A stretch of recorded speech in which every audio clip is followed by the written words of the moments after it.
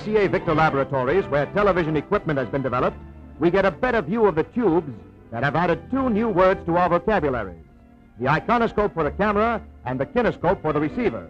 The iconoscope is mounted behind the lens in this crude laboratory camera.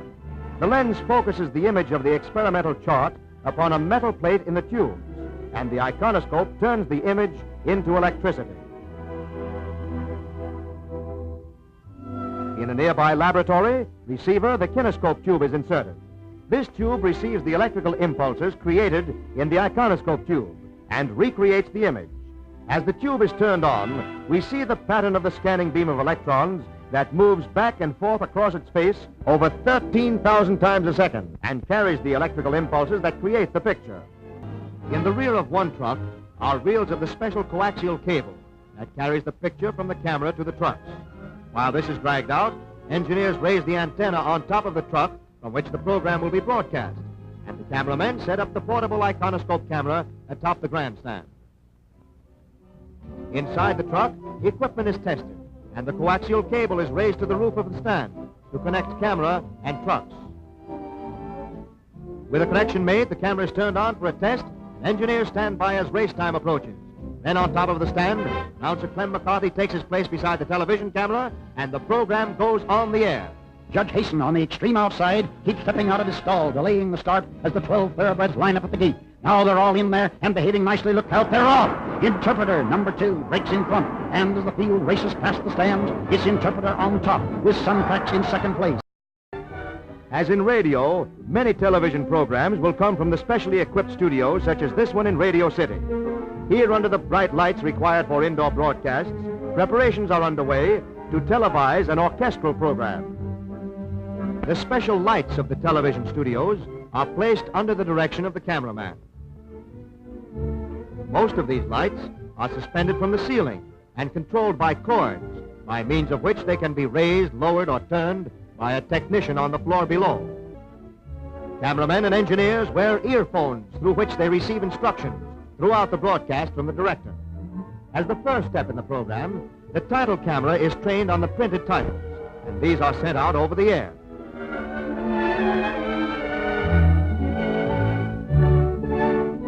Each of the cameras used in this broadcast is making a different angle of the same scene. This long-shot camera is permanently placed to get a view of the entire orchestra.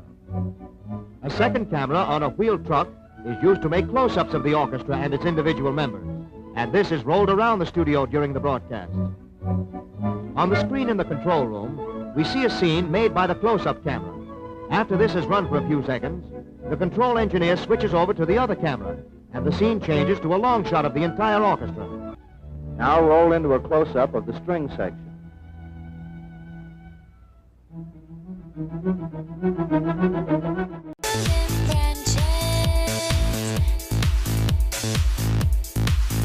As the wind goes by,